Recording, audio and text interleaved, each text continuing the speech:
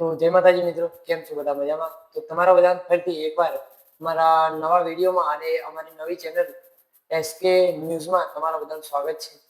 તો મિત્રો, આજે આપણે વાત કરીશું ઇન્ડિયન આર્મી વિશે, જે અત્યારે મહાયુદ્ધ ચાલી રહ્યું હતું, જે આપણા નોજવાનો માટે આપણે કંઈક વિડીયોમાં લઈને આવી ગયા છીએ તમારા માટે. તો મિત્રો, તમને ખબર હશે કે ઇન્ડિયન આર્મીનો જવાન જે પોતાનો જીવ અર્પણ કરી દે છે ભારત માતાને, આપણી બોર્ડર ઉપર આપણી રક્ષા કરે છે. તો મિત્રો, એવા જવાનો માટે આજે કંઈક તમને જણાવીશું કે જવાનોનું સ્વાગત કેવી રીતે કરવું. આર્મીમાં જે વ્યક્તિ બોર્ડર પર જઈ રહ્યા હોય, આવી રહ્યા હોય, ત્યારે એમનું થોડું અપમાન થાય છે.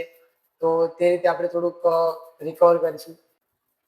તો જ્યારે ઇન્ડિયન આર્મીનો જવાન ઘરેથી જતો હોય બોર્ડર ઉપર, કે પછી બોર્ડર પરથી ઘરે આવતા હોય, ત્યારે મિત્રો તમે જોયું હશે કે એસટી બસ છે, રેલવે સ્ટેશન છે, કે એરોપ્લેનમાં તો કોઈ વાત નથી, એરોપ્લેનમાં તો પ્રાઇવેટ હોય છે ટિકિટ, પણ જે રેલવે છે અને બસ સ્ટોપ કે બસમાં જે ટ્રાવેલ કરીને જ્યારે કોઈ પણ આર્મીમાંથી ઘરે આવતા હોય કે જતા હોય, ત્યારે તમે ઘણા બધા જોયું છે કે આપણો જે નોજવાન ખરા તે આપણા જે નોર્મલ કર્મચારી, જે નોર્મલ જે વ્યક્તિ છે, મુસાફર જે બસની અંદર કે ટ્રેનની અંદર ટ્રાવેલ કરી રહ્યા હોય, તે સરસ રીતે સીટની અંદર બેઠા હોય છે, સરસ રીતે આરામથી સીટમાં ટેકો લઈ અને બેઠા હોય છે. પણ મિત્રો, જે આપણા ઇન્ડિયન આર્મીના જવાન હોય છે, તે તમે ઘણી જગ્યાએ જોયું હશે કે રેલવેમાં એક સાઈડે નીચે સૂતા હોય છે ડબ્બાની અંદર, પછી બસની અંદર એક સાઈડે ઊભા જતા હોય છે, ઘણા દૂરથી આવેલા થાકેલા તો ઊભા હોય છે. તો મિત્રો, આવી રીતે જો તમે પણ ક્યાંક જુઓ આવી રીતે કરતા હોય, તો મિત્રો તમારે કંઈ કરવાની જરૂર નથી, પણ એટલું કરો કે આપણા માટે જો જીવ હાજર કરી દેતો હોય, જીવ અર્પણ કરી દેતા હોય, જે ઇન્ડિયન આર્મીના જે વ્યક્તિ છે આપણા માટે બોર્ડર પર આપણા માટે લડીને શહીદ થઈ જતા હોય, તો એવા વીરો માટે જો તમારે કંઈ ના થાય તો તમે એટલું તો કરો કે બસની અંદર જો તમે ટ્રાવેલ કરતા હોય અને જો આપણા ફૌજીભાઈ હોય, તો મિત્રો એમને તમારી સીટ આપો, તમારી સીટ પરથી ઊભા તમે થઈ જાઓ, તેમને બેસાડો સીટ પર, આટલું તમે સન્માન કરો. રેલવેની અંદર જો તે ડબ્બામાં એક સાઈડે બેઠેલા હોય, નીચે બેઠેલા હોય, તો તેમને કહો કે સર કહીને વાત કરો, એમને પણ એવું થાય કે અમારું સન્માન કરે છે, અમારું સારી રીતે અમને બોલાવે છે. તો સર કે ફૌજીભાઈ કરીને વાત કરો અને કહો કે અમારી સીટ પર તમે બેસી જાઓ, અમે નીચે બેસી તો ચાલશે. કેમ કે આપણો જવાન જો ઘરે આવતા જતા જો પ્રોબ્લેમમાં જો આપણો જવાન પડતો હોય, બરોબર છે, કે એસટીમાં જો જગ્યા ના મળતી હોય, તો એ વ્યક્તિનું કોઈ એવું જ નથી. તો આપણા જે નોર્મલ મુસાફરો ખરા, તે વ્યક્તિઓને તો સમજવું જોઈએ કે જેથી કરીને એમને સીટ આપવી જોઈએ. જો કંઈક એ ઊભા હોય અને કોઈક સાધન વગેરે ના મળતું હોય, કોઈ રોડ પર ઊભા હોય કે જતા હોય, તો તેમને આપણી ફરજ છે કે જો આપણી ઓળખાણ હોય તો ટ્રાવેલ્સમાં જે કહીએ કે ભાઈ ફૌજીભાઈ ઊભા છે, તમે અહીંયા પિકઅપ કરીને છોડી દો.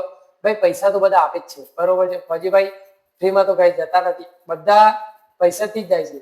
પણ મેન વસ્તુ શું છે કે એમનું સન્માન આપણે સારી રીતે કરી શકતા નથી. તો પબ્લિકને આ જ જાણવાનું છે કે આપણા દરેક ઇન્ડિયન આર્મીના નોજવાન ક્યાંય પણ તમને મળે તો તેમનું સારી રીતે સ્વાગત કરો, સન્માન કરો, તેમની જોડે વાતચીત કરો.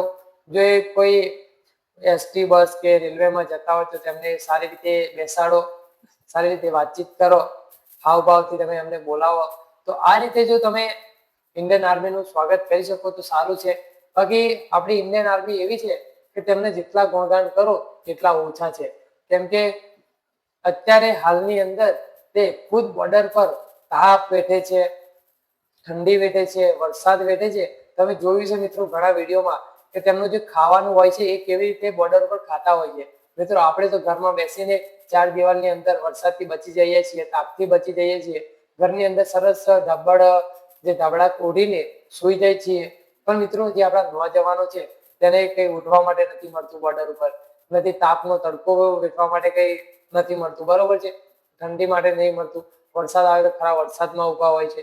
તો મિત્રો, આવા જ નોજવાનો માટે તમે આટલું સન્માન કરો તો સારું રહેશે. બીજું કંઈ નહીં, આવતા જતા ટ્રાવેલ્સમાં આવતા જતા હોય તો એમનું સન્માન કરો, સારી રીતે એમની જોડે વાતચીત કરો, એમની સીટમાં બેસાડો, જગ્યા આપો, ઊભા હોય તો તેમને સીટની જગ્યા કરી બેસાડો નીચે. આટલું કરશો ને તો બહુ છે.